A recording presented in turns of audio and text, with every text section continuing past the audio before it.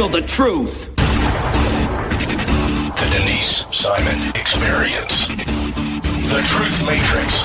Vetting, exposing, drilling down to the truth. Rolling Thunder, this is Hitman, Seat, over. Hitman, this is Rolling Thunder, Seat, out. The Denise Simon Experience. Exposing politics, lies, demagoguery, spin, fraud. Grid to suppress, Mike Charlie, 4 tree 5, 9er 2-1. Grid to mark, Mike Charlie, 4-7 tree 9er, 8-9er, out. Promoting individual situational awareness. Question, probe, notice, ask why. Mark smoke on the deck, 2 rounds AGPT, gas TOT 5-3.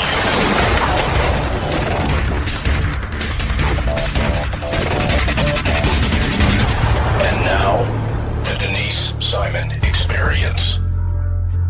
And welcome, ladies and gentlemen, to the Denise Simon Experience, heard worldwide on Mojo 50. Please join me in giving a warm welcome to John York. He's from the Heritage Foundation, and he researches and writes often on founding principles and their application as a policy analyst at the B. Kenneth Simon Center for Principles at the Heritage Foundation. And Mr. York wrote a very fascinating piece, one that he's going to share with us, because when you start looking at real numbers, you just kind of blow your mind. But John, welcome to the Denise Simon Experience. Great to be here, Denise.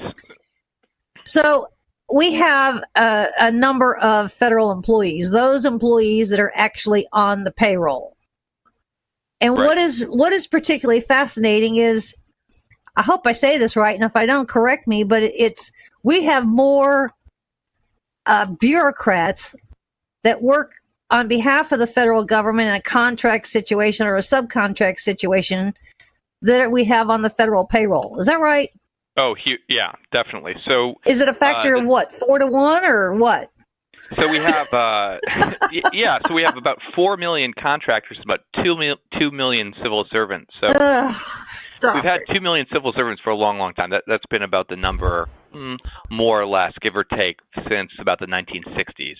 So the way the federal government has responded to a lot of new regulations, a lot of new rules, a lot of new statutory authority is by adding on contractors and also grants to nonprofits. There's about 2 million, an estimated about 2 million people working at nonprofits who basically solely carry out federal rules and regulations and programs. That's crazy. That's not even getting to state and local governments. Yes. Right. And so huge piece of it.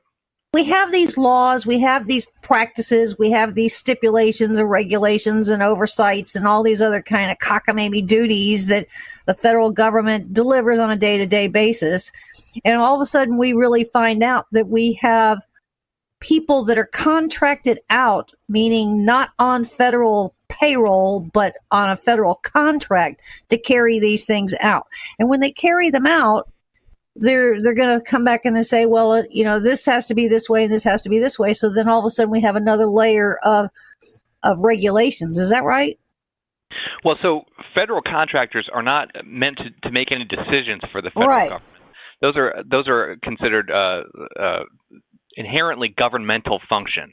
When you're telling a citizen what to do or making any sort of tangible policy prescription. That's not to say it doesn't happen. The DoD has looked over its contracts and looked over the job descriptions of its contractors and discovered that a lot of times, in fact, contractors are making those inherently governmental decisions and playing those inherently governmental roles. So, as it turns out, even though they're not meant to, it is true that these contractors, who are really just private citizens, are often doing the work of a federal employee. And that's problematic because, well, you can put in a federal Office of Information, a FOIA request to find out what a employee at the IRS is writing in their emails or doing with your forms. You can't do the same of Raytheon or Deloitte or Booz Allen or Amazon Web Services. You can't really figure out what they're doing. That's very opaque. I think as an example, and help me with this, I was poking around yesterday because the big topic yesterday was Baltimore. All right. And there's a law that was passed, I think, in the early 90s about lead and lead mitigation and lead paint and blah, blah, blah, blah, blah in tenement housing and any housing that was built before 1977. So, the federal government created this big, huge slush fund, and we're going to mitigate all this lead paint out of all these buildings. And then poking around, I actually found out that there was a company over in Britain that actually is managing the funds for housing and urban development when it comes to paying out those lead checks. Is that something? That happens all the time. So the federal budget, what we pay in federal employee salaries, is about $279 billion a year. It's a lot of money. In 2017, we spent $500 billion on contracts. Now that doesn't all go to paychecks, but that's the amount the federal government lays out for this contract for the contracts, just like the one you mentioned. So when it comes to reducing the size of government, reducing the number of federal employees just hasn't worked. Instead, you have kind of a hub and spoke method, civil service now, where you have at the center a core group of civil servants who are really, who you think of when you think of DC bureaucrats. But around them are these other proxy bureaucrats. And John, did I have it right that it was who J.P. Morgan or one of the Wall Streeters are the ones that actually administer? Let's see. Is it the food stamp program on behalf of? That I don't know about, but there's lots of nonprofits who work on food stamp programs and Head Start and all sorts of other things like that.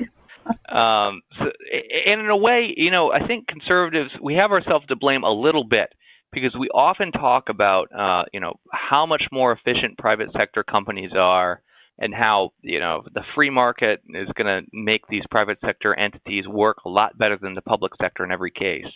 But as it turns out, these nonprofits and contract private sector companies who work basically at the behest of the federal government, they're acting according to government incentives. They're private sector companies and nonprofits in name only. They're really just extensions, proxy bureaucrats, and they ought to not get our sort of unearned goodwill as freely as we give it out. Is this too where often there are no bid contracts that come in? So sometimes that those contracts for these contractors are actually more expensive? Yeah, that's absolutely true. So it's ordinarily the case that you get more bang for your buck by going to a contractor. Ordinarily.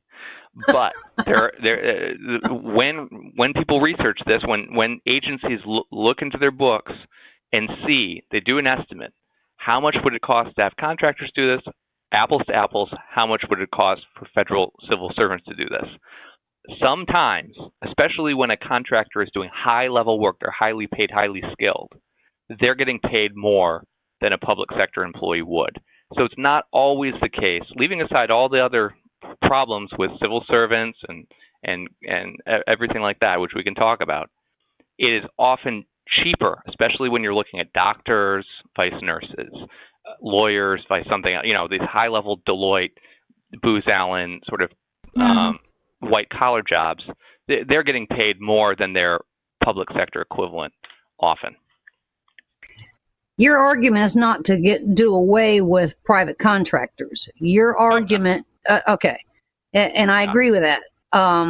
Your argument is really, let's take another hard look at this to determine the cost, the size, the regulation, and the bureaucracy of it all, correct? That's right. Right. Take a look at the cost, see if it's more efficient. If it is more efficient to contract out work to the federal or to a private sector contractor, then there's at least two things we need to ask ourselves thereafter. Well, if it's a good idea, there's no problems, go straight ahead. But if there's an if we're asking this company to do an inherently governmental function, making decisions, implementing policy guidance, that really has to be brought in-house. That's illegal. So that's the other question we need to ask. Is it more efficient, and also is it legal? And we need to go through our federal contracting system and ensure that's the case. Okay, I'm going to play devil's advocate. We have this whole team, this whole army of inspector generals. Mm-hmm. And from time to time, we do see where private contractors have been fined or contracts have been terminated because of abuse, waste, fraud, and abuse, or, falsifying invoices or whatnot. But that's really on an exceptional basis where I think I could legitimately say there's an issue there that's much larger than we possibly know. I think so, too. I mean, there haven't been many agencies that have gone through and done an apples-to-apples comparison. How much would it cost us to employ this number of contractors versus how much would it cost to do it in-house? That analysis is hard to do, and it's not been done very, very often or across the government. There's also the general problem of transparency. I mean, part of the reason why I'm saying part of the reason it's illegal to give inherently governmental roles to contractors is, like I said, there's a lack of transparency there. You can't look into their books. Maybe an IG can. Maybe an agency IG can look into their books and coerce them to produce information. But I sure can't, and you sure can't. And we can in many instances with government agencies. Now, whether or not they give us the runaround, that's another matter. But at least according to the law, we have a lot more transparency over the operations of the government than we do over the operations of a private company. And it's only logical that would be the case. Is there one particular agency that makes larger use of private contractors than others? I mean, would it be, Department of Defense, or would it be Health and Human Services? Department of Defense. Okay. By far. A majority of the funds that are outlaid for contractors are from the Department of Defense. No other agency is even a little bit close, really. It's like almost 2/3 to a third. Wow. 2/3 for the Department of Defense and Department of Navy, et cetera, vice a third everyone else. Well, not quite, maybe let's say 60-40. So a huge supermajority of that is defense. And it makes sense. They're requisitioning expensive weapon systems and things like that. But also they're paying out for a lot of non-warfighter roles to be performed by contractors also. And even in some cases, warfighter roles. I mean, I don't have to tell you about Blackwater and everything like that. My parents' places right around. Or the $300 hammer. Does their training and everything like that. So they're contracting out a lot of things they used to do in-house. Yeah, and so that's kind of where, too, we may come into the $300 hammer, right? Yeah, that's exactly right. Yeah. A lot of the times that $300 hammer is bought, is contracted for, not paid for, from the internal sourcing the departments by which departments purchase things in-house. So the contracting process is kind of rife with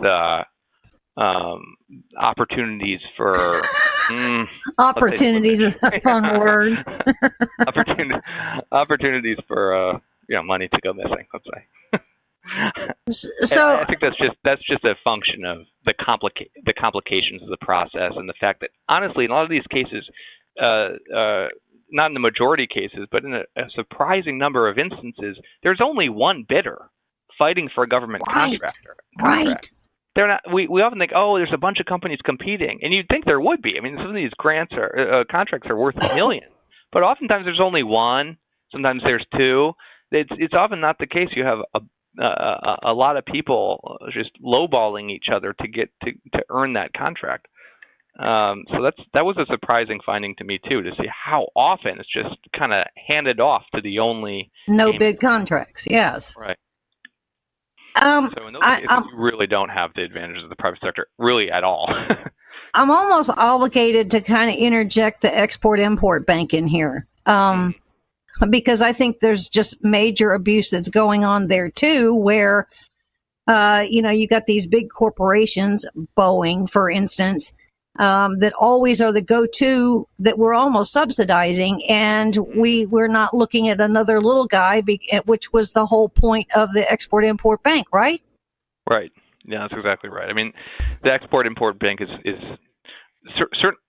It's another dimension of this, where oftentimes we think, oh, these large companies or the private sector is on our side as conservatives. All these large companies, they're on our side. They want a free market. They want less government spending and less taxation and all this, less regulations. Of course, that's not true. If you were to ask any CEO if they would take a consistent but smaller profit over the fluctuations and perils of real open competition, what are they going to take? They're going to take that steady paycheck that's assured by barriers to entry regulations, by subsidies, Ex-Im being just one example. So the idea that that corporate America is conservative and on the conservative side of the political spectrum is unfortunately a fallacy. John, did something come to your attention that made you kind of take a long look at this and kind of summarize it into 500 or 600 words? Was there some particular non-government group or workforce that drew your attention, that you said something's really wrong here, that you took a wider look? Well, I think just coming to D.C., honestly, from the Midwest, I don't. It's coming to D.C. and you look around, you think there is no way all these $1 million homes are being purchased by federal bureaucrats, government employees. They just don't get paid enough. There's no way. And then you start looking at who's really making the money in this town, who's really populating these most wealthy counties in America. And it's not civil servants, not at least while they're in the federal employ. It's contractors, and it's these lobbyists, and lawyers as well, who are in many cases directing contracts, and all these sort of ancillary elements that kind of surround the federal government. And I can only take one thing at a time. I want to deal with lobbying reform next, but one of those. I want to basically knock on the doors in these wealthy suburbs and see what these people are doing, and this is one of the major things they're doing. You use the number 3.7 million federal contractors in your article. Now that's contractors. That's contracts and not people, correct? No, that's people. Okay, that's people. All right, yeah, all right. People. I want to make that distinction. 3.7 to 4. It's a little difficult to estimate in any way. It fluctuates because the number of contracts fluctuates. But estimated, that's about the number of contractors. And then add to that again the 2 million or so. That's an even harder estimate to make. 2 million or so people working in the nonprofit sector, fulfilling programs like Head Start and working at Planned Parenthood, which is a whole other ball of wax. Add to that, which is something we haven't even talked about, the state and municipal employees who do a lot to fulfill federal policy also. That group has grown from 5.5 million around the middle of the 20th century to 15 million now. So really and the federal workforce used to be very clerical. There used to be, typist schools and people who would, load paper into flatbed trucks and drive it all over the offices in D.C. You don't have so much of that anymore. It's a white-collar workforce, by and large. Huge number of professional degrees, huge number of lawyers. So this white-collar workforce that's really employed by the federal government, that's on the federal government's payroll, sits in the middle of this blended workforce that has all of these concentric circles. And as conservatives, we have to focus on that entire blended federal workforce, not just the very center of it. As part of your argument, would you like to see some legislation that says that if you are a government contractor, you're subject to FOIA requests? Wow, that'd be a bold step, maybe a necessary one. I think that would cut down the number, especially when it comes to IT, Amazon Web Services, Palantir, Cloud. I don't know how many of these companies would open the books because they would reveal. In so doing, they might reveal trade secrets. So that would be a bold step, but maybe necessary. However, I think the better thing is to really go through these contracts and determine what of these companies are doing inherently governmental functions. And if they are doing inherently governmental functions, they must stop doing inherently governmental functions. Then I'm a little less concerned about getting into their books. If they really are just the handmaids of people who are working in an agency who I can FOIA, well, so be it. In the case of security clearances, we have an awful lot of, especially coming out of the Department of Defense, we've got an awful lot of contractors that have security clearance. Sure. And because they have government-issued security clearance, is there oversight, or adequate oversight of their activities? I'm here to argue no, because I see. No. Yeah. Okay. Isn't that a scary component of all of this? Hugely. Yeah. I mean, it's. Again, I think conservatives are sometimes our own worst enemy on this front. Yeah. Because so often we focus on the raw total number of civil servants. And the fact that we've held it to 2 million is a feather in our cap. And it is a feather in our cap in some way. But it doesn't constrain what government does, right? We've only constrained how many people are doing it. So insofar as we've constrained the number of federal civil servants, we've almost necessitated that some of these functions, even some of these very important, even some of these secretive functions, be pushed off to companies. And Edwards, I think I need to mention only a couple names, Edward Snowden being the one that jumps most immediately to mind, but Reality Winner being another one. Do you hear of Reality Winner? Yeah. Okay. It doesn't seem as though they do an adequate job screening their employees and ensuring that they're working on behalf of whomever president they happen to be serving. So, federal employees are extremely imperfect. Peter Strzok, not least of which. So, look, you can get bad bureaucrats too. You can get bad, but they take an oath and you can read their emails. That's the difference. They take an oath and you can read their emails. And to the extent we need to hand the tasks of government off to one group or another, we ought to think about that. We ought to at least bear that in mind too. And so if it's happening, as you well mentioned, in NSA or CIA, you can be assured that it's happening too in EPA or Department of Education or Commerce or any of these others. A fascinating topic, because I wouldn't have guessed that this blended workforce where the non-government payrolled quantity is as large as it is exponentially over those that are literally on government payroll. It's a remarkable thing, and there's a lot of moving parts to all of this. John, we could probably discuss this for weeks. Sure. I mean, when you consider, go ahead. All right, go ahead. Yeah. I mean, when you consider consulting, when you consider cloud computing, when you consider security, when you consider construction, software, I mean, on and on. It's only going to get more extreme. I mean, one of the things that we have to deal with if we want to bring more things in-house is we have to make federal government employees a little easier to keep control of. We need to make it easier to fire them. We need to make it easier to hire good ones. And when we make a mistake, get rid of the one that doesn't really have the talents they have claimed to have. We should probably have some civil service tests like they do in almost every other country. To make sure people can do what they say they can do, et cetera, et cetera, et cetera. So look, I understand why we've made this move to contractors. That's no mystery. The bureaucracy, the way we hire, the way we fire, the way we promote is very, very, very broken. But let's fix that. Let's have that be part of the solution and realize that turning everything over to private sector companies is not an adequate solution. Ladies and gentlemen, Dr. John York, who's written this piece over at the Daily Signal.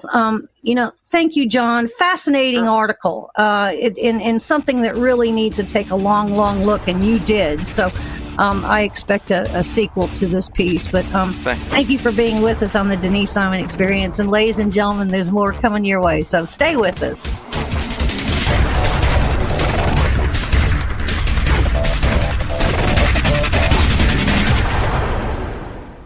Hey, gang, did you know that the big cellular companies fund liberal causes and candidates, not Patriot Mobile? You're correct, Donna. Did you know that the big mobile companies have spent over $100 million to elect liberal candidates?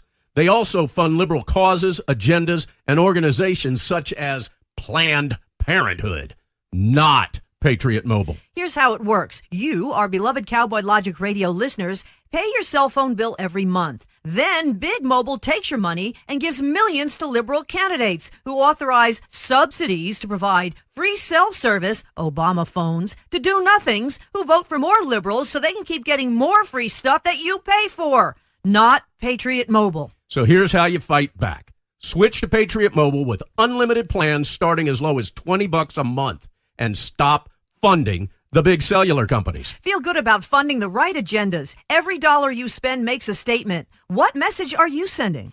And it's easy to switch. You can even keep your same number, and they've got great nationwide coverage that includes Double D Ranch. Visit them online at patriotmobile.com or call them at 1-800-A-PATRIOT. And for any of the guilt-ridden liberals, that's 1-800-272-8746. Created by conservatives for conservatives. Their name says it all. Patriot Mobile. Do it now. patriotmobile.com or 1-800-A-PATRIOT. Ladies and gentlemen, what message are you sending?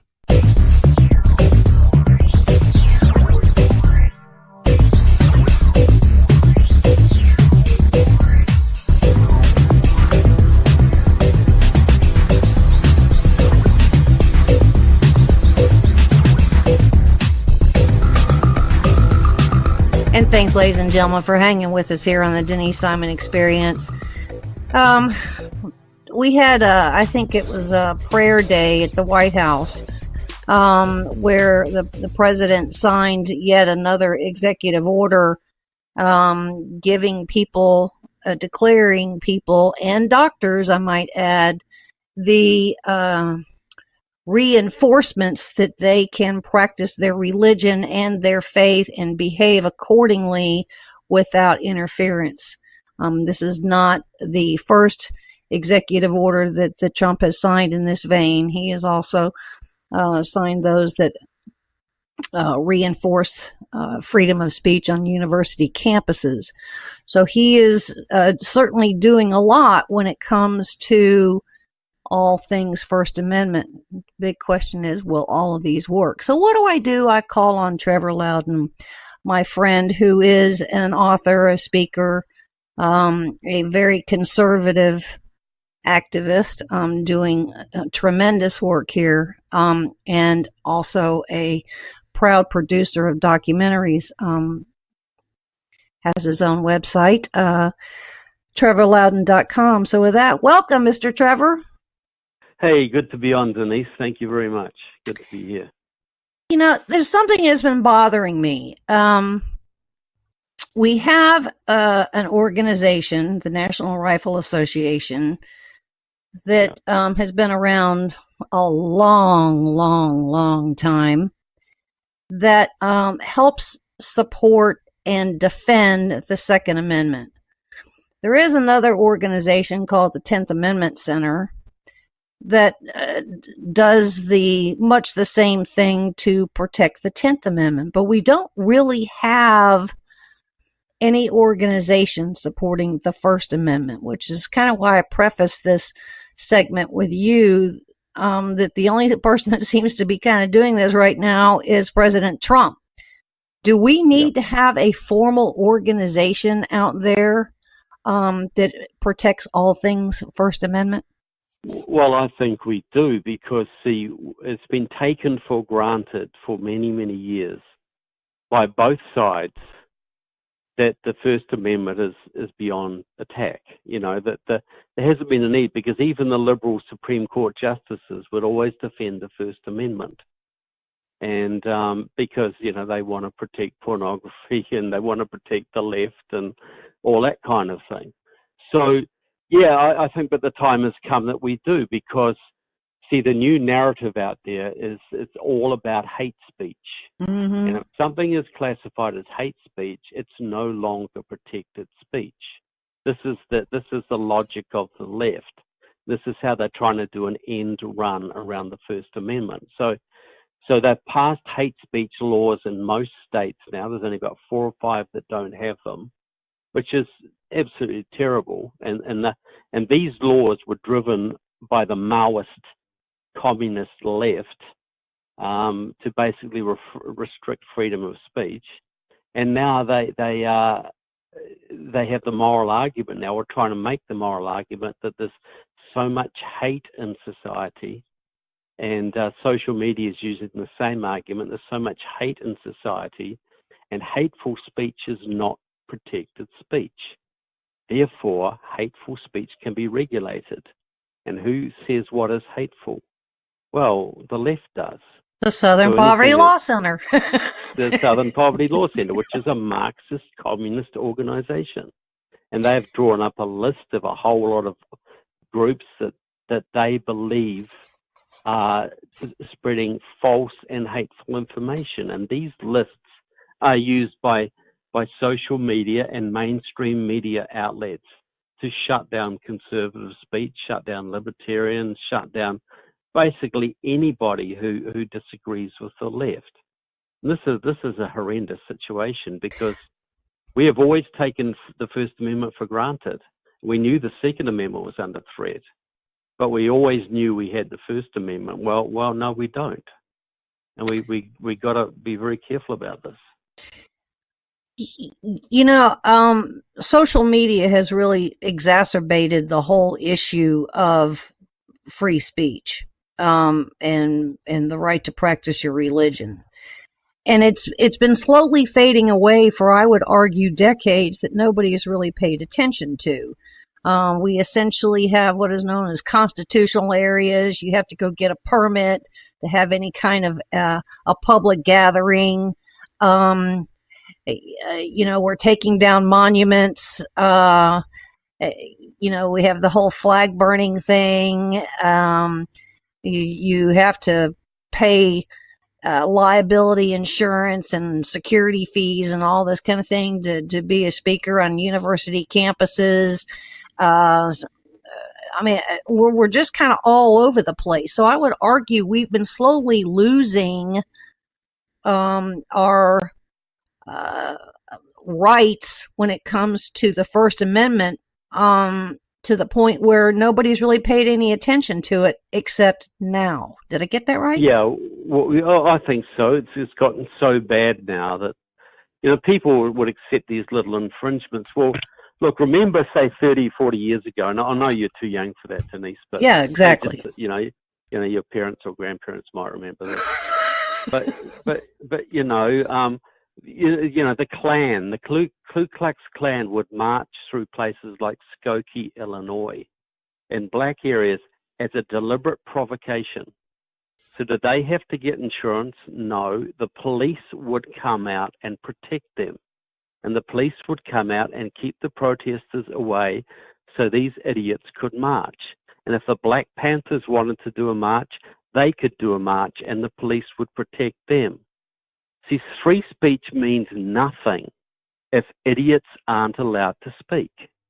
You know, because if the government draws a line on what is acceptable speech and what is not, that is the end of free speech. Mm-hmm. Because the government becomes the arbiter of what is acceptable speech. I don't support the Klan. I don't support the Black Panthers. But I absolutely believe that if they want to march or speak, the police should protect them.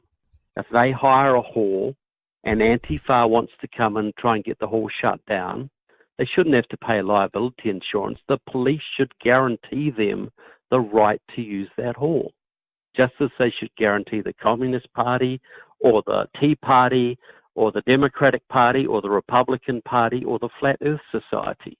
It doesn't matter. You know, every American has a right to speak freely.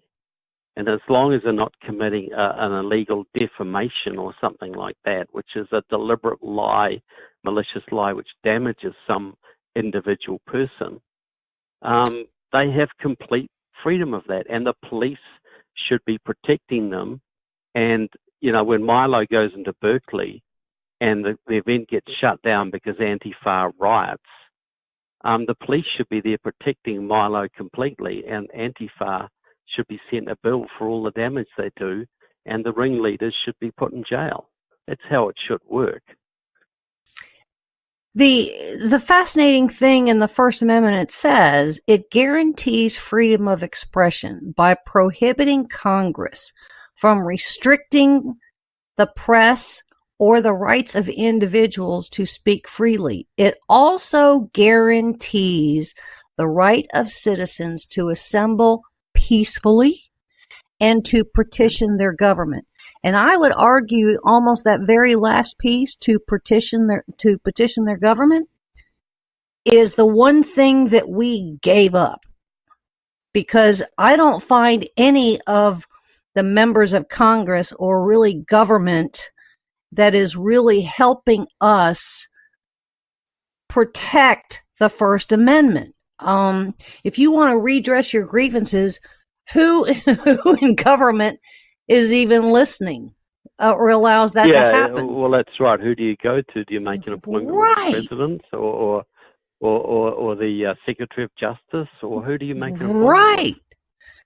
You know, there was a time where you could walk into the president's office and talk to the president.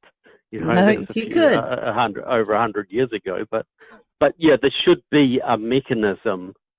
Like a lot of European countries, they have something like an ombudsman, where you take your grievances to the ombudsman, and most of them are leftist, but it still does correct some situations a lot more cheaply than going to the Supreme Court or something like that. So, yeah, I can see the value in an office like that.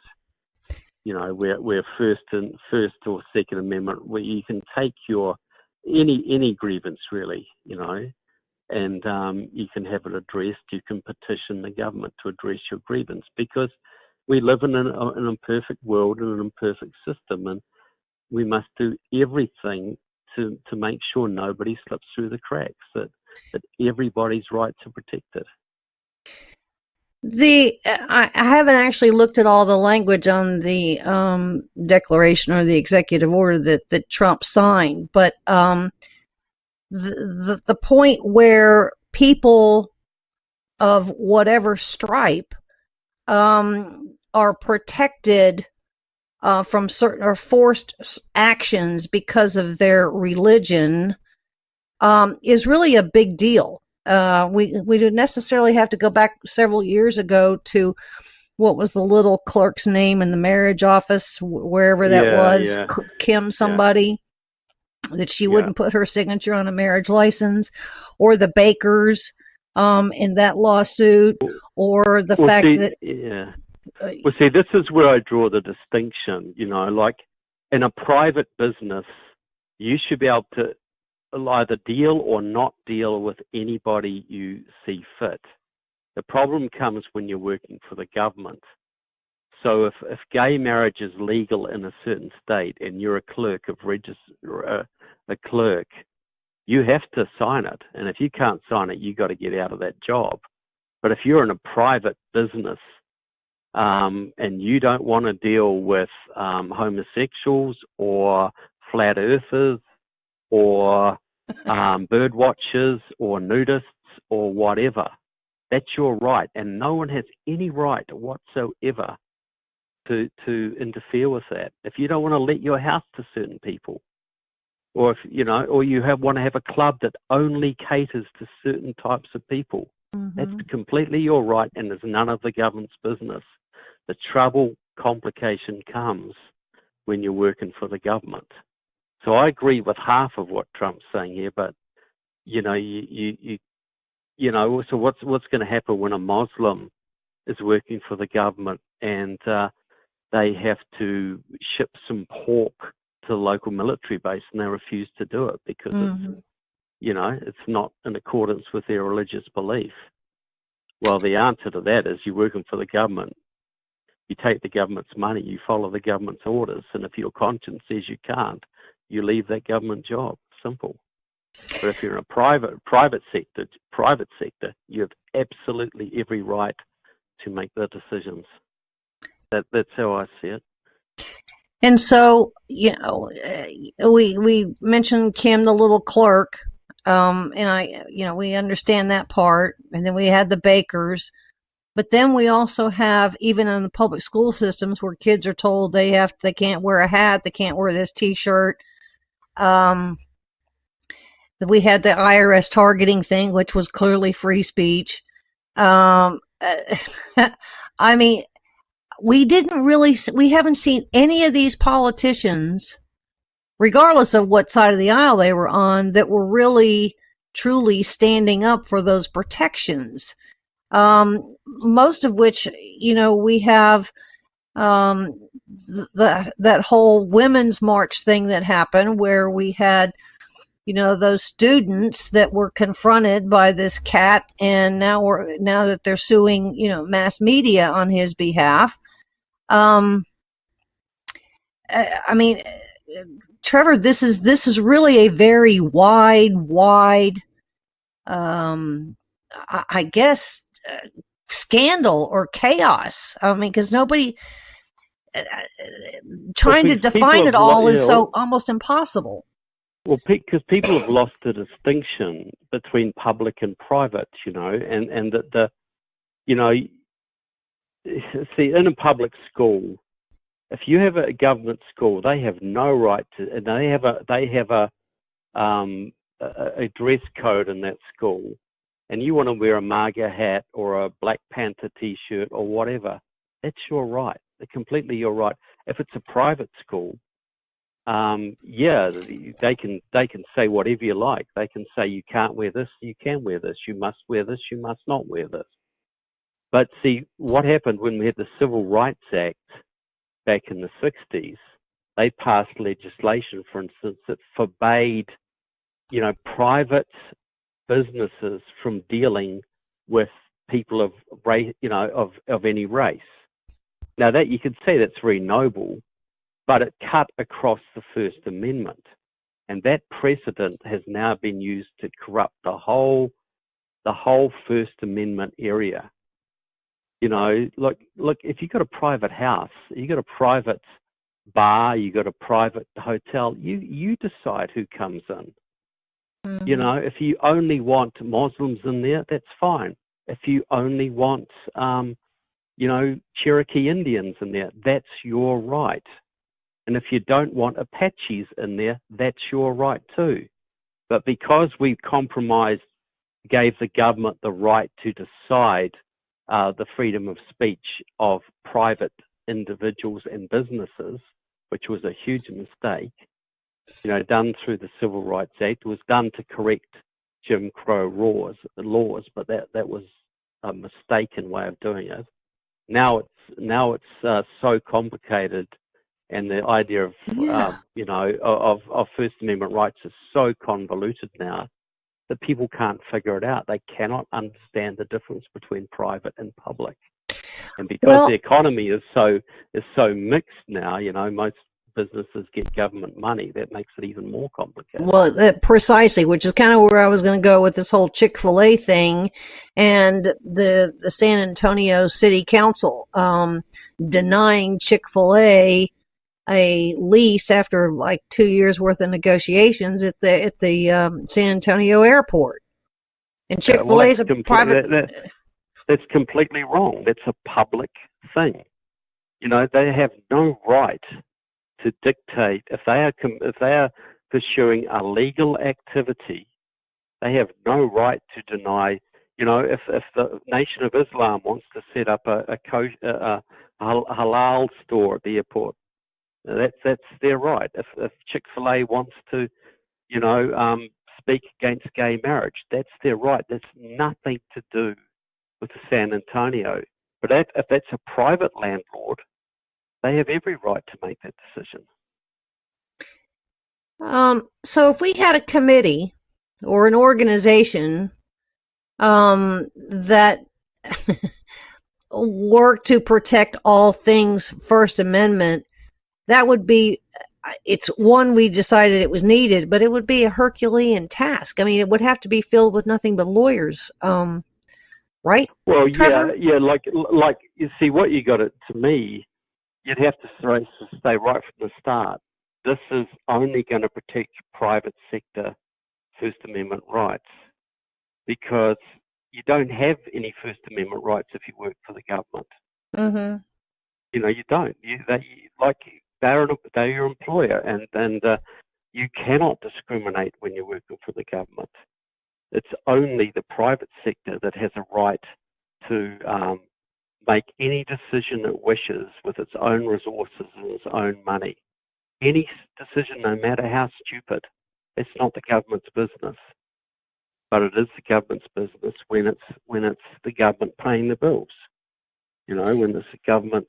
So any public school cannot discriminate, but any private school should be able to admit or not admit or have any policy it wishes.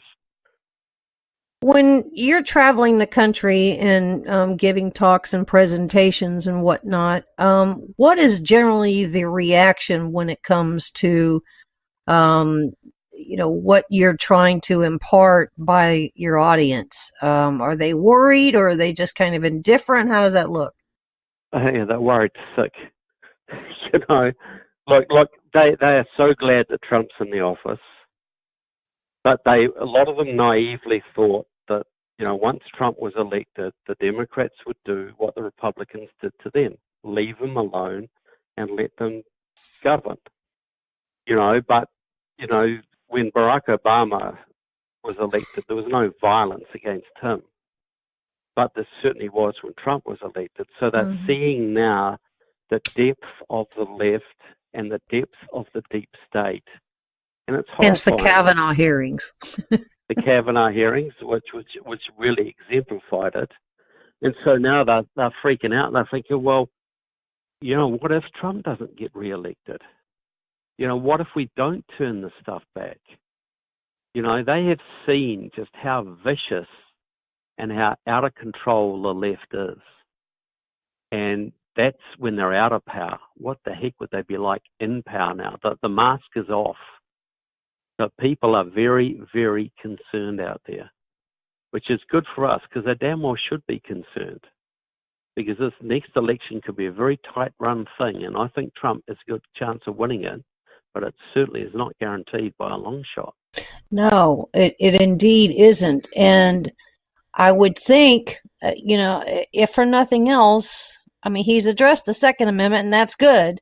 But the First Amendment, all things First Amendment, I think truly needs to be one of the cornerstones of the arrows in his quiver for his reelection. I think so. And I think there have to be serious government investigations into Twitter, Facebook, and Google. You know, they are private companies, and they have a right to make policies, but they don't have a right to lie to their customers. And they are lying on a massive scale here. They're committing fraud. Mm-hmm. I think there's great room for investigations and shutting them down if necessary, or, you know, heavily fining and even jailing some of the executives, because they are working effectively as enemy agents against the American people here. And they are committing fraud on the American people by portraying themselves as a sort of a neutral arbiter of information when they are anything but. Which is pretty much, in a lot of cases, where media is now too, correct? I mean, Yeah. Yeah, most media is, you know, the most of the mainstream media is now openly to the left, and even a lot of the conservative media is now tilting that way. Fox News certainly is. You know, the Wall Street Journal certainly is. Washington Times even is, to a degree. Mm-hmm. So, you know, these are our flagships, and you know, even if we do have First Amendment protections, if we have no media to express it, you know, they are purging people right now off Facebook for life. Yes. Milo got banned the other day for life. Yep. You know, friends of one of the most popular Twitter exponents in the country, Amy Meck, is got banned off Twitter for posting one of my articles on the true identity of the Christchurch mosque shooter, his true philosophy, which is a pro-Russian Duganist, a pro-Russian activist. And she got banned, and everybody else who publishes that article has been banned as well, or suspended was probably the better word to say. So there's active, very active suppression going on out there. The burden, I think the kind of the summary of our discussion here is the burden is on the individual to do some research here and really begin to understand all the lanes in this whole First Amendment issue and banning and censorship. And we have to really, truly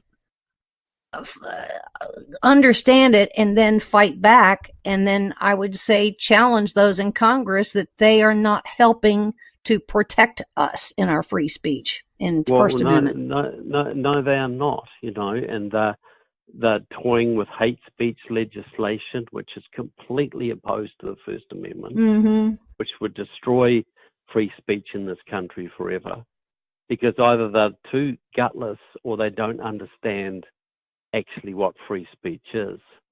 And free speech is just that. There's no quantifiers here.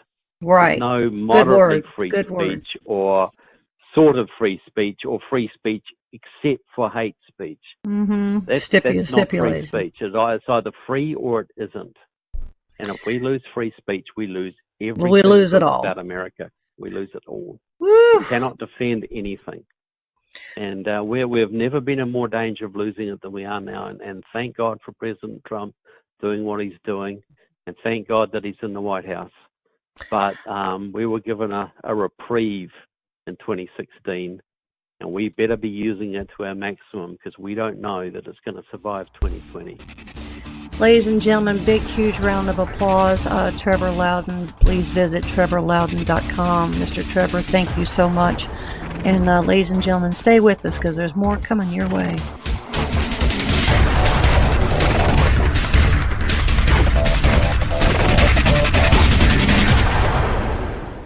Hey, Donna, Cowboy Logic Radio listeners love law enforcement. That's right, Don. And Charity Magnets designs and produces beautiful, high-quality products for law enforcement supporters and enthusiasts. They've got very impressive honor badge car magnets. CharityMagnets.com. They've got license plate honor badges. CharityMagnets.com. They've got cool keychains and license plate frames. CharityMagnets.com. I'm on their website right now, and this is my favorite, the honor badge dog tag. Look at that little doggy with the dog tag. He's so cute. Donna, we're trying to do an ad read, and you're playing around on their website, which happens to be CharityMagnets.com. But he's so cute. Donna. Okay. Hey, this is huge, too. For each sale, a donation will be made to Cops for Kids with Cancer. Cops for Kids with Cancer has given more than $2.5 million in donations. Yes. Become a Blue Honor Foundation member today. Like Donna is doing right now, go to CharityMagnets.com. But he's so cute. All right, use the promo code MOJO for $5 off any purchase. I know you all love and support our brave law enforcement professionals and their families.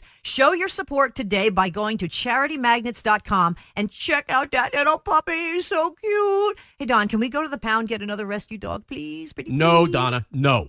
5 rescue dogs are enough, but I'm going to CharityMagnets.com, and I'm making some purchases right now. Become a Blue Honor Foundation member today. Enter MOJO at checkout and get $5 off. CharityMagnets.com. You can't handle the truth. The Denise Simon Experience. The Truth Matrix. Vetting, exposing, drilling down to the truth. Rolling Thunder, this is Hitman. Seat over. Hitman, this is Rolling Thunder. Seat out. The Denise Simon Experience. Exposing politics, lies, demagoguery, spin, fraud. Grid to suppress. Mike Charlie, 4 Tree 5, 9er 21. Grid to mark. Mike Charlie, 47 Tree 9er, 8 9er. Out. Promoting individual situational awareness. Question, probe, notice, ask why. Mark smoke on the deck. 2 rounds HEVT. Gas TOT 5 for you.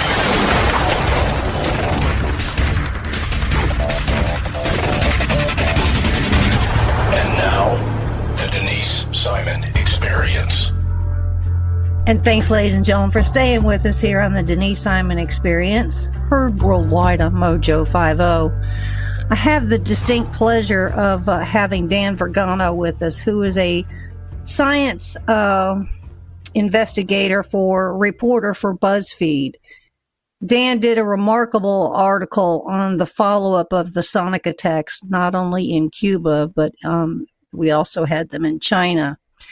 And I really hated that this thing kind of left the headline, so I was very pleased that Dan, he did some ridiculously long work on this investigation. And I think if you don't get a trophy, I'm giving you one, Dan, for this one.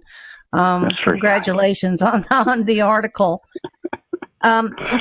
First, let me ask you, these diplomats, not only that we had assigned in the United States, had assigned in Cuba and Canada, but those that were assigned in China, how are they today? Maybe we should start there. Well, it's a mixed bag. You have about 25 diplomats who reported injuries in Cuba over the last 2 years, ending a year ago. And about half of them still report sort of neurological injuries. They have balance problems, trouble thinking, sort of just your general neurological type issues. In Canada, it's a similar ratio. I think it was about a dozen people, maybe more. I didn't investigate the Canadian case so much. In China, it was interesting. Eventually, about 15 diplomats reported these sort of injuries, but the State Department actually came out and said that 14 of them were definitely not the same thing that hurt the people in Cuba. They haven't explained how they know that, which is a really interesting question. And one of them was maybe the case. So it seems like the people in China are not, the diplomats who were in China are not seeing the same kind of longevity of their injuries, although they've been really harder to get at because there hasn't been any medical reports about them at all, unlike the sort of people I concentrated on in the story who were the people who had been in Cuba. I guess this kind of boils down to, you use the phrase Havana syndrome, which is probably the best title you can attach to this thing, because there were all somewhat, I would say, the same condition, but different affects in different times. So trying to, put some kind of a pattern to this was almost impossible. You worked diligently, trying to get documents, talking to medical experts, looks like all over the place. And then, we're not necessarily you weren't probably getting a lot of cooperation out of the State Department. Can you kind of describe this odyssey that you went on, Dan? Right. So all this news breaks like August of 2017. That early, a whole bunch of U.S. diplomats in Cuba reporting neurological injuries tied to some kind of noise, and it's at first suggested in headlines that it's a sonic weapon. So I'm a science reporter, so that's kind of nuts. So I call a couple of experts on sonic weapons. We've done reporting in the past on Defense Department stuff, so let's find out if this is possible. And the consensus is that you couldn't have an ultrasonic or subsonic or sonic weapon that would cause these kind of injuries that wouldn't, be readily apparent that there's a giant speaker with a, truck-sized battery outside your window blasting it at your head. So that's out the window. So what's going on? We have to wait for medical experts who have seen these folks to tell us. The reports are it's a university in Miami, so we call there and they tell us to drop dead.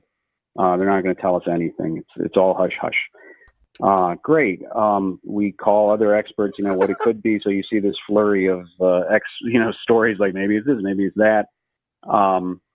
And the first sort of medical break comes in February of 2018 when there's a report in JAMA from the University of Pennsylvania, and they say, yes, we've been seeing these people. There have been some reports about it. And we're a concussion center, and we've taken a hard look at these people, and we've decided that they suffer something that looks a lot like concussions. So we take their surprisingly enough.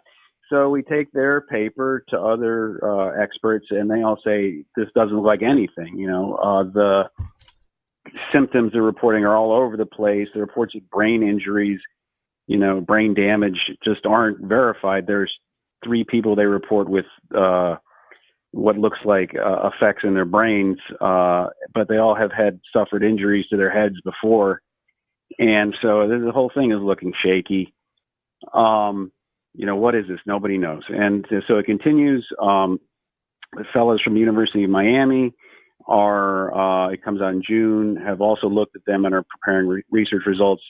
They're experts in blast injuries, and they report that, yea, verily, these folks look like they suffer something that looks like blast injuries.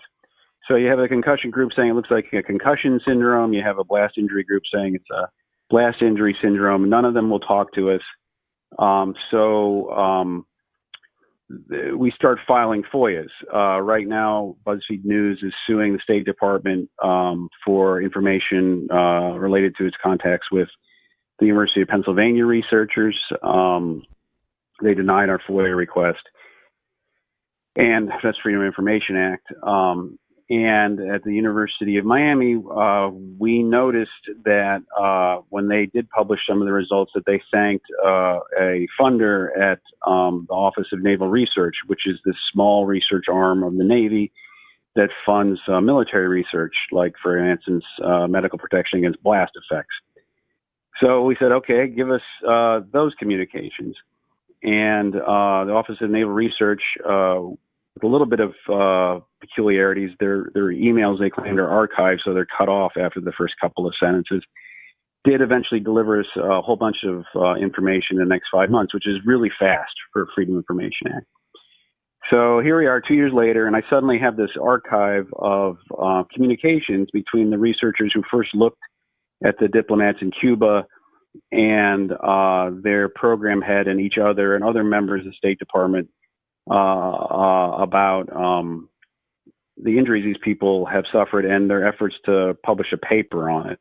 And it's apparent reading the emails that their focus is really on promoting diagnostic goggles that the blast group at the University of Miami, University of Pittsburgh has been working on for a long time with funding from ONR. So there's lots of talks about having press releases to go with the paper. They want to have a paper in the New England Journal. They get in a fight with the Penn Group over its efforts to publish a JAMA paper. We saw they try and stop it. They fight over who's going to be authors. There's all kind of inside baseball science stuff. But when we take it to the experts, all these emails, they say, the outside people say, geez, this isn't how it's supposed to work. I was going to say. Yeah. That was the thing that got us. So, science, it's cool. You're supposed to compete with each other to publish papers. That's how it's supposed to be. The idea is that produces the best results. But what the outside people we talked to said, like, look, you have two research groups that seem very wedded to their thesis in these communications with each other about what it is. The State Department isn't willing to look outside the world of concussions and blast injuries, with sort of this suspicion the Cubans have zapped somebody magically right from the start. There's no consideration like maybe there was a tropical illness. Maybe this is a psychological syndrome, which is like very common. It's happened before. And maybe there's some combination of, environmental factors and an illness and psychological factors. That there's not a big group effort. It's just like this effort to dive in on treating the injuries, and then, oh, by the way, we'll figure out what it is later. And in the meantime, these guys are, planning to, publish papers in high-profile journals and make their name on it and promote, a diagnostic device. So, Dan, I got 2,000 questions, but I'll go ahead. try to whittle it down. Did we not send an FBI team down there, investigative team? We did, yes. And, what they did, these poor FBI guys, they send them down to Havana. By the way, the Cubans are not at all happy about the name Havana syndrome. They complained. I thought they would be happy about the whole thing. But their main concern is that tourism is going to be affected by this idea of Havana syndrome. They want me to be careful to tell people no tourists have been injured in this whole nonsense. So we send these FBI guys down, and what are they going to do? They walk around, they sniff the place. None of them get zapped, and they talk to people. Have you heard any weird noises? And well, it's Cuba. Cars backfiring. And they come back and they say, what can we do? We can't find anything. What they really need, of course, is like a time machine to go back and be in the room with these people when they report the noises. I have spoken to the patients, some of them, and it's impossible to disbelieve them. They report hearing these noises and feeling sick afterwards. So it seems clear that they experienced something, and the thing that hasn't been really explored, it seems like, is there's hopes that the NIH and the National Academy of Sciences will do it, is like the full range of possible things that may have occurred to them. Do these diplomats live in Cuban housing that's provided for them? Or, let's talk about the housing here for a second. So yeah, typically they stay in houses near the embassy, but not in it. So we always have a picture of the embassy in the stories we do about this because that's all we have on file. But it actually didn't happen in the embassy. It happened in houses and apartments nearby, and they were scattershot. There's no pattern to all the houses on this street got it. It's our understanding is it's scattered around this sort of neighborhood near the embassy. Mm-hmm. And yet, I read in here that one particular diplomat, she was standing in the kitchen, but then if she went around the corner, she could kind of get away from this. So, right. What, Dan, what are you thinking this whole time? Are you thinking it's all getting complicated because you got all these cockamamie medical professionals that want their names on some kind of a medical thesis, and meantime you're not getting much out of the State Department, you're not getting much out of Cuba, you're not getting much out of anybody? Well, right. It's a lovely story where you can't trust anybody, right? Like the Cuban government is not like a cuddly bunch of characters. They're hard to believe them, on a lot of things. But they honestly seem bewildered by this, for whatever that counts for. They're sending a lot of energy and a lot of people to sort of express bewilderment over it. More effort than they have in the past on other things. It might be a reflection of the relationship between the U.S. and Cuba, which is, sort of the elephant in the room is, Trump sort of 180 on, the opening to Cuba that Obama administration had done. And that's sort of the thing hanging over this whole fucker. The State Department, and the intelligence guys are, paranoid nuts about, security and that sort of thing. And they're not there. There's also HIPAA, medical privacy regulations, laws that they have to follow. They can't tell you too much about these people's conditions and obey privacy laws. So, and they're not, they don't like the press. They, they're, in their opinion, pretty much we should just leave it alone. And you also have this brings together different worlds of the press. So you have these sort of intelligence types in the news business who are, getting tips from people in the military research arena who would really, really like to make money selling diagnostic goggles or, sonic death rays or zap guns or whatever. And they're telling them, sure, yeah, the Cubans have a mystery thing we need to, spend the entire Defense Department budget on countering, sure, yeah. And so you're getting some of that reporting. And then you're getting people like me who are like, well, the medical journals say this and the experts outside the journal say this is nuts. Why did it get published? And then you just have these oddball things pop up like, the Associated Press has gotten a copy of a recording of what it sounds like. And it sounds like, well, crickets, so this is kind of goulash of crazy reporting. Makes it very confusing. And yet what's particularly interesting is this happened to a group of diplomats in a country that is not particularly friendly with the United States. Yep. This a similar situation happened in Guangzhou, China, which I happen to have been there myself. Mm-hmm. And China is not particularly a friendly nation to the United States. All right, so we have a twofer there. But I would also add, from time to time, things have also happened to our diplomats in, say, Moscow that really never get talked about, where, they come home and their cat's dead, or, there's a window that's open, or there's, footprints all over the place. So it's not an uncommon thing for U.S. diplomats in rogue countries to have some of these incidences.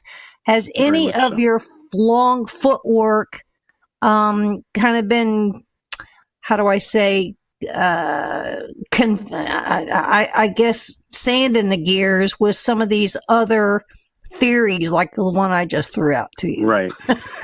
Well, I mean, yes, harassment of U.S. diplomats is commonplace, in the communist or formerly communist countries. The people in Cuba have described this all the time. Yeah, they come home and somebody's drank all their milk, or they left cigarettes and they're break-ins all the time. That is a little different than some kind of technical means of injuring them. And the Moscow case you mentioned is really interesting. It was like low-level microwaves that seemed to be attempts to turn listening devices on and off in the 60s. And the State Department didn't tell the diplomatic corps this was going on for a long time. In fact, they ran a bogus medical study on them, and it just antagonized the diplomatic corps. And so the diplomatic corps is already antagonized the situation, right? They've had these past incidents. They're on the edge from break-ins. They're on the edge from the State Department not being straight about Moscow in the past. They all know this story. They're smart people. And then they're on the edge when you have Trump coming in and doing the 180 on the policy in Cuba. So everybody's nervous, right? The suspicion, the best technical theory I've had, and to be honest with you, I don't know what happened there. I have no idea. Like some days I think, it's probably mass psychology, and other days I think it's something technical, and some days I think maybe there was some, infectious disease like Zika that has neurological effects that we just haven't identified yet that's rampant in Cuba, but, these guys were naive to. But the best technical explanation has come from some University of Michigan people who have theorized that if you had... And so we're still trying to make sure that we can get the University of Michigan in here. So sorry, Dan. Keep cutting out. I'm becoming paranoid myself. I say. So the best technical explanation I've heard has come from University of Michigan electrical engineering professors who said that maybe if there was an ultrasound listening device aimed at these diplomats, and at the same time there was some other ultrasound device or something similar to that aimed at defeating that kind of listening device going on around them, the two signals could interfere in some way that would produce audible noises, or it's just an interference effect. The deal with that is that it might produce noises, but it's not a powerful enough signal to actually cause injury to people's head like the way that these diplomats were describing. I mean, this woman said her face felt like it was being pulled out. It's just incredible. So it's possible that the noise part of this whole story is just a red herring, is a MacGuffin. It might be that, the way that I didn't eat peanut butter for 20 years after I got the chicken pox after eating a sandwich when I was a kid. And it might be the noise is just something they associated with afterwards, after these symptoms start happening.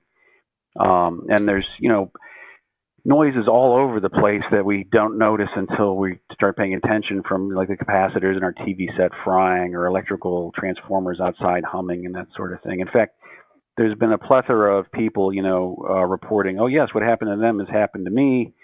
I'm being, chased by criminals or the CIA or that sort of thing, and they're making these noises in my head. And they're inevitably, people who have some, not inevitably, who knows, but often it seems the case is they're people who have other psychological issues going on, and they are hearing, their electronics in their home humming and coming to the wrong conclusion. So it's possible something like that has happened, combined with an illness, combined with, who knows, environmental exposures that we don't understand yet, mold, whatever. Maybe that's all a better explanation for this. But Dan, I'd like that in the equation too. However, do we still have diplomats in Cuba? We do. We have a much reduced footprint, though. Okay, so but they're not. But they're not experiencing anything, correct? Not in the last year. It's stopped. Uh-huh. Yeah, it's just so.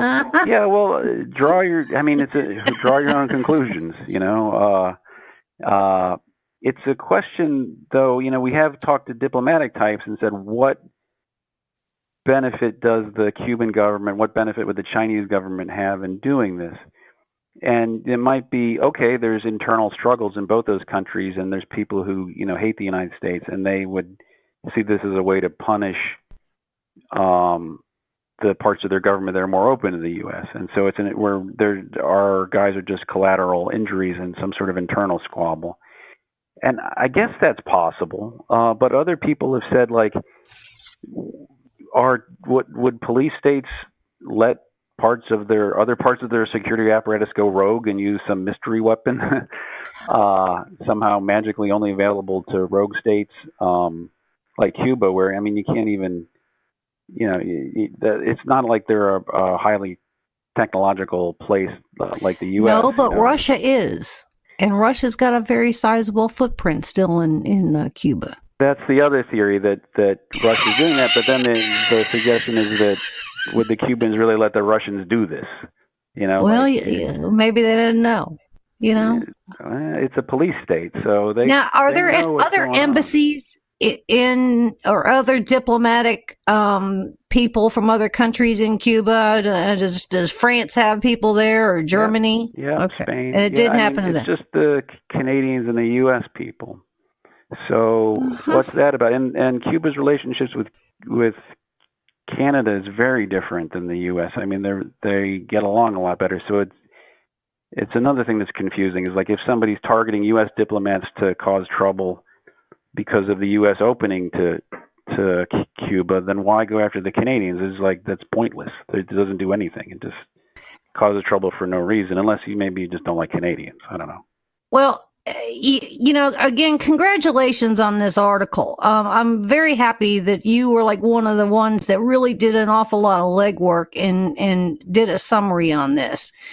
I don't know that this story has an end because we still have, so you're going to have to write a sequel. Right. There was some of the brain images from Penn released like 2 weeks ago in JAMA again. Mm-hmm. But again, the report from outside scientists was like, these don't tell us anything. It's like just this, mixture of like brain symptoms in some people and nothing in others. And, it doesn't look like something caused by a single cause. So we're just confused, and this is probably going to be something like your Moscow incident, that it's going to be 20 years before we get real clarity on it. I know. So I hope you're around then, me too. We got to try and shake it loose, right? We got to figure out what's going precisely. on. Well, I appreciate this in a big way, and maybe you can get some other cooperation out of your lawsuit on the FOIA request with the State Department. This story clearly doesn't have an end yet. Ladies and gentlemen, please go visit Dan Vergano's work over at BuzzFeed. I'm going to give him this trophy again for the good work that he did. So thank you, Dan, so much. And ladies and gentlemen, there's more coming to you from the Denise Simon Experience. So stay with us.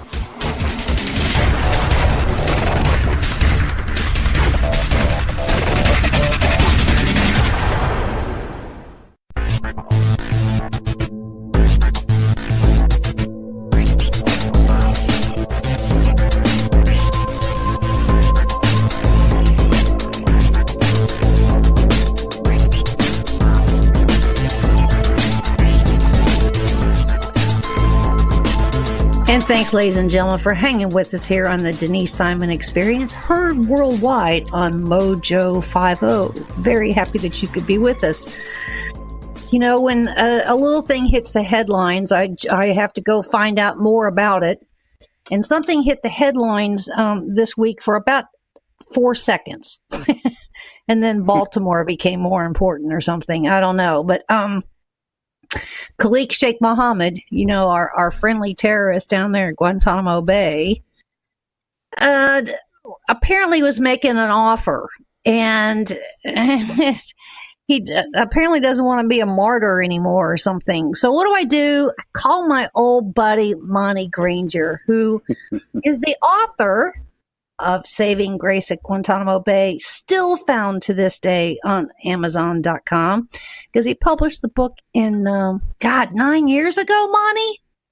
It's been a while, and the second edition was 2012 with about 13 added pages, so which includes my reaction to Osama bin Laden being captured or killed. Wow. Well, still congratulations on the book. Thanks. I appreciate that. And I see all kinds of stars on the reviews of the book, so that means that it's still a good read. Thank you. Yes, and congratulations on it. But thanks for being with us on the Denise Simon Experience. Are you still in the Army Reserve or no? No, I retired from the reserve at the rank of major in December of 2008 after 22 blissful years in the military. And so one of your assignments was Guantanamo, and you got to know some pretty freaky jihadists, didn't you? Yes, up close and personal, just about every day. As part of my job, I made daily reports to the higher-ups regarding the medical care and the environmental and preventive medical status at the camp. So very close quarters with many of them. Observed them coming off the planes on the tarmac on the leeward side of the U.S. Naval Station at Guantanamo Bay, Cuba. Followed to Camp X-Ray then, which was the detention facility for about 4 months, and watched each one of them be in-processed. And then later in April, transferred to a much upgraded Camp Delta. That was April of 2002. But we still see pictures when they want to write bad things about Guantanamo of detainees with their sensory perception blocks on, the blacked out goggles, the earphones, the masks, and the perception. I'll still ask people today, the perception is that that's how they were all day, every day at Camp X-Ray, which couldn't be further than the truth. There's absolutely no moral equivalent between how we treat detainees and how our enemies treat them. The equivalent, I guess, is a pile of heads is the result for our enemies. But no, the mission at Guantanamo Bay, Cuba is an honorable mission. It is a small piece to the big puzzle of how we win the global war on terror. And one of the examples is Khalid Sheikh Mohammed, who, as you know, admitted to killing Daniel Pearl, the Wall Street Journal journalist. We saw a video of that, of him basically sawing Daniel Pearl's head off. He was later admitted to being the mastermind of the attacks of 9/11/2001. He was captured and brought to the detention facility, Guantanamo Bay, as an unlawful combatant. And from there, things got kind of crazy, and they still are kind of crazy. And the reason I'm talking to you today is they just got a little bit crazier. Well said. His background is really quite interesting. He was apparently born in Pakistan. Mm-hmm. He actually went to school here in the United States for a while, correct? Yeah, that is correct. He went to college here, earned a degree, and went back home. And the bios that I've been able to look at are pretty shocking. He apparently came to the United States, enjoyed the freedom, the liberty, the quality education that he was afforded here, and then went home disgruntled for some reason, and that escapes me. If he and I were allowed to have some sweet tea together, we might have a conversation. One of my questions would be, what about the United States pissed you off so much that you felt you had to come back and kill about 3,000 people. It doesn't make any sense to me. But apparently he was radicalized somewhere along the line. And, actually, he was radicalized. If you look at the dossier, he decided he wanted to be part of some kind of jihad when he was 11 or 12 years old. Yeah. So. And then, he met Osama bin Laden in the Heathrow Airport in London. I mean, if you really kind of look at some of these, I don't know, jackets, I guess, these jihad jackets of what these guys' history are, we forget. I mean, this has been, 18 years, if not more, and we forget all of this. I'm glad you mentioned Daniel Pearl, because, I mean, there's a name that nobody even mentions anymore. Yeah, it's off the radar. Yes. And what do we have there? Still 40 some odd detainees? We have about 41. I think there's one convict there who's doing his time, and about 40 others, about 10 of which are slated for trial. They're doing the pre-trials now. And the others have been designated too dangerous to release. So in other words, we know that these guys are dangerous, but because of the way the law is written, or the rules for conducting military commissions, we don't have enough evidence on them to be able to successfully prosecute them in the current environment. Just to kind of remind us all of how this stuff is supposed to go, the quick example is 6 of 8 German dry-foot saboteurs, 1942 during World War II, were caught. 6 of the 8 were executed for being spies. So what happened to these guys? They were captured. They were denied habeas corpus because they were an invasion force, and the U.S. Constitution clearly gives us the option of not extending habeas in times of invasion or insurrection. They were tried by military commission. At the time, President Franklin Delano Roosevelt went to the Supreme Court, who found unanimously that these 8 German saboteurs should be tried by military commission, even though they were dry-foot U.S. soil. Several were caught on Long Island, New York, others in Florida. 2 of the 8 flipped on the other 6. They were deemed in violation of the Geneva Conventions and the law of war. They were deemed spies. And again, 6 of the 8 were electrocuted. And all this took place, Denise, within 8 weeks.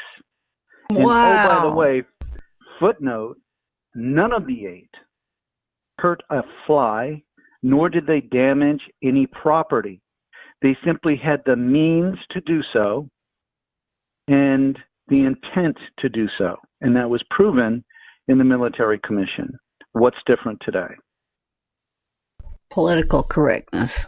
Lawyers. Political correctness. And it started with Don Rumsfeld. Don Rumsfeld was the Secretary of Defense during the early Gitmo years. And he admits in his book, interestingly titled Known and Unknown, that he may have gone a little too far with both access to Gitmo. He kind of laments that it was too transparent, and that back then the MSM, the mainstream media, was not kind to George W. Bush, and tried to crucify them for the operation at Gitmo, even though, International Committee of the Red Cross Physicians I worked with told me unsolicited, nobody does detention operations better than the U.S., but they're sworn to secrecy, which gives them their immunity, so they're never going to file a report or admit saying that. But that's how good we are. Nobody is as good with detention operations than the United States. But Don Rumsfeld said, you know what, I bent over backwards. I put together a group of experts, including some who were involved with the Nuremberg trials after World War II, prosecuting Nazi Germans.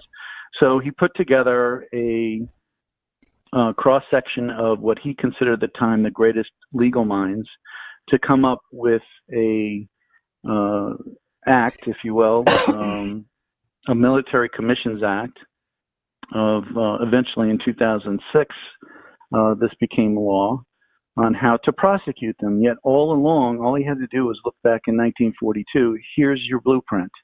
Follow the law. Follow the law of war and follow the Geneva Conventions. We wouldn't be talking about KSM today if that had been done. What a remarkable time.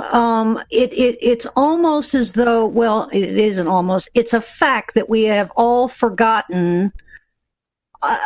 We were in certainly new territory and lawyers got involved. And, we were fighting an enemy that didn't wear any kind of home flag on their shoulder.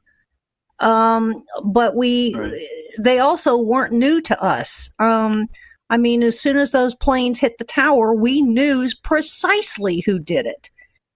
It was kind of like failures in the Clinton administration were kind of dumped on the Bush administration, and they just really they didn't know what to do, but they did know what to do, and then they tried to be over cautious, over careful, and then even with all that, they made huge blunders and mistakes and took a lot of blame, right? Did that? And exactly. And now today we have too many ingredients in the stew, and it tastes horrible, and there's no way to make this stew taste good. It's really that messed up right now because Obama and Holder created the Military Commissions Act of 2009. So the Supreme Court deemed parts of the 2006 Military Commissions Act unconstitutional, and Obama came along and created one that was even worse for us and better for the detainees, which is why those accused of war crimes today, some 19 years after the fact, have still not been prosecuted because the Military Commissions Act of 2009 gave those accused of war crimes virtually the same rights you and I would receive were we in a federal court of law. And Monte, I'm going to throw some even more sand in the gears here because we have Bashar al-Assad, who is obviously guilty of war crimes. We have Putin, who is obviously guilty of war crimes. Not necessarily just in Syria, but Russia knocked down an airplane over Ukraine, and still nothing. And then you can go back to really World War II, and the war crimes there when it was the Soviet Union, and so there should have been a Nuremberg Part 2 or Part 3 or Part 4. And yet nobody, the International Criminal Court, nobody has the will to, especially I would say even the United States anymore, to, do what has to be done. So we're going to live with the war on terror, and we're going to live with planes coming out of the sky and buildings coming down for the rest of our lives, aren't we? Makes my head hurt. Makes my heart hurt. Yeah, mine too. But what the reality is, Denise, is, you can have the Nuremberg trials and put Nazis on trial and execute them, etc.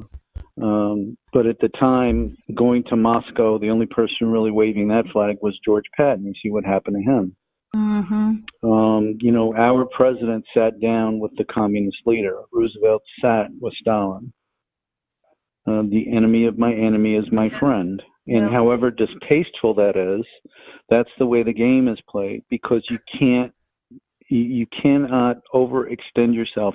You cannot defeat everybody all at once.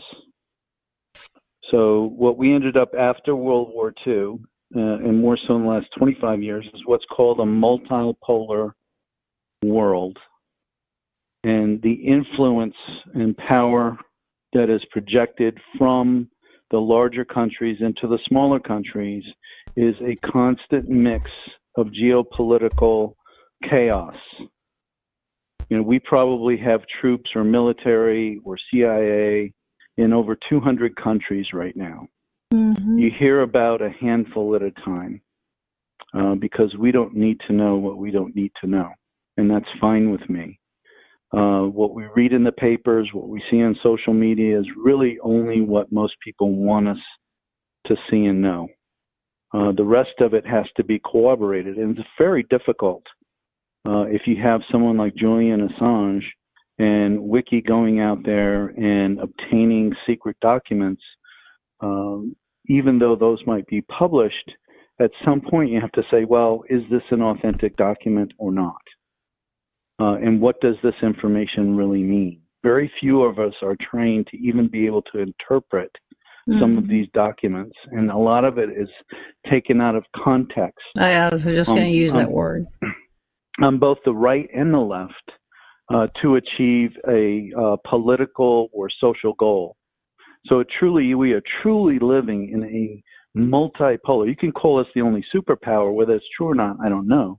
But it's certainly a multipolar. It's not a bipolar world as it was in the Cold War. It's virtually just us and the Soviet Union.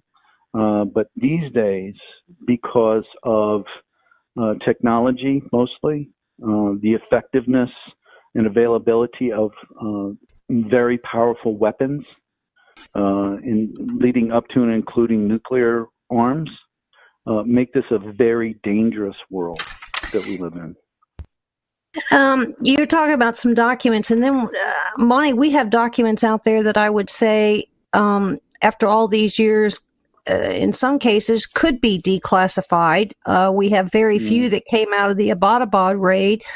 But when it comes to Khalid Sheikh Mohammed and the others that are still in Guantanamo, we have all of the interviews and interrogatories, like with Dr. James Mitchell when he interviewed, these jihadis for months, and the FBI did too. So it's kind of like we need to have some more perspective here, especially on the heels of even this week where we found out that it looks like it's confirmed that the United States did a joint operation with somebody, although we don't know who the somebody is, and killed Hamza bin Laden at the Pakistan-Afghanistan border.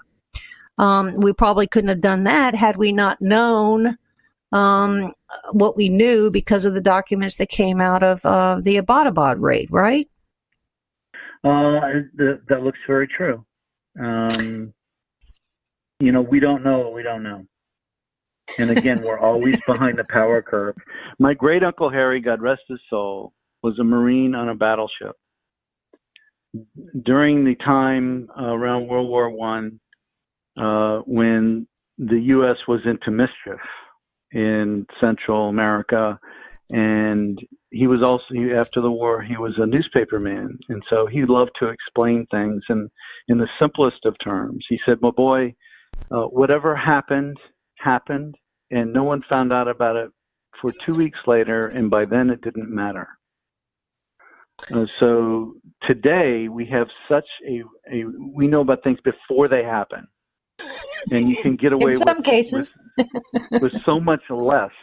But then you have, and this is a conversation I have with some of my adult sons, one of whom is minoring in journalism. It's, how do you trust the source? And these documents, including the docket that I'm sure you're looking at, I'm looking at the dockets of the detainees, were all obtained, I'm guessing, through Assange. The case that he's been indicted on, many people don't really understand. He's not indicted for releasing information. He's indicted for conspiracy to illegally obtain the information. Yes, and he was a hacker. People forget that. So if that's proven in court, then he's going to have to do some more time. But in any case, the dockets that were a product of that activity appear authentic. And I've read them, you've read them, they're there for anyone to read. If you go to the NewYorkTimes.com or just put in the favorite detainee name and docket, and it'll come right up. And you can read all about their background, their capture, what they have told United States personnel about what their activities were like. Is all very interesting and fascinating. But we're assuming that they're authentic. And anything that we find on the internet, we have to assume it's authentic until or unless it's proven otherwise. Well, we have a situation today because you would think that these jihadis that are still in Guantanamo and really any place else, they are supposed to be martyrs. But Khalid Sheikh Mohammed, apparently after all of these years, has somewhat decided he doesn't want to be a martyr anymore, and that we have a lawsuit, and a lot of people don't necessarily, many lawsuits, but one such lawsuit is where the victims of 9/11 are suing Saudi Arabia. And somehow Mr. Khalid Sheikh Mohammed knows about this. I guess he gets access to a newspaper down there in Guantanamo Bay. But nonetheless, he has decided, hey, don't put me to death. I'll help cooperate with the victims that are suing Saudi Arabia. Now, how in the world did we get here, Monte? Well, he's still alive. We got here because we didn't follow the law of war. Touche. If he were executed like I think he should have been, we wouldn't be talking. Touche. But since he is alive, and he does have attorneys, and he has some cursory rights, and he is really enjoying himself down there in Club Gitmo. He's given white robes, permission to grow a beard, world-class health care, free Quran, prayer, rug and beads, soccer, halal meals, you name it. And he's like a pig in mud right now. But we're here because it's allowed. And my initial visceral reaction to the news story was, in no way are we not going to have his case a capital case. That has to be the end state. The end state, if he is found guilty, must be execution. And that's my visceral, emotional response. When I relaxed a little bit, took a deep breath, and started to think about it, that there may be some value in his testimony, but the process that it would take to first interview him and then try to corroborate the garbage that would probably come out of his mouth, like yes, it did, even though he was waterboarded over 100 times. He's famous for making things up, and they have this religious edict called taqiyya, which means that they're morally absolved from lying to the kafir. We're the kafir. Kafir are non-believers, those of us who are not Muslim, and that is the lowest thing on planet Earth to the Sharia Islamist. So he does not regard us as a human being to start with, so why not lie to us? So you have that factor. There is a small chance, however, that he may give important information to forward this lawsuit toward trying to prove whether or not the Saudi government was officially involved. Good luck with that one, because the Saudi government is not really a government. It's a monarchy. And there are probably tens of thousands of Saudi princes. Most people don't realize that. Mm-hmm. There are tens of thousands of them. And there are groups, and there are cliques, and there are gangs, and there are good versus evil. And putting your finger on one source over there is, I think, is going to be virtually impossible. What probably happened, we all know Osama bin Laden was Saudi, and that his family owned a construction business. Mm-hmm.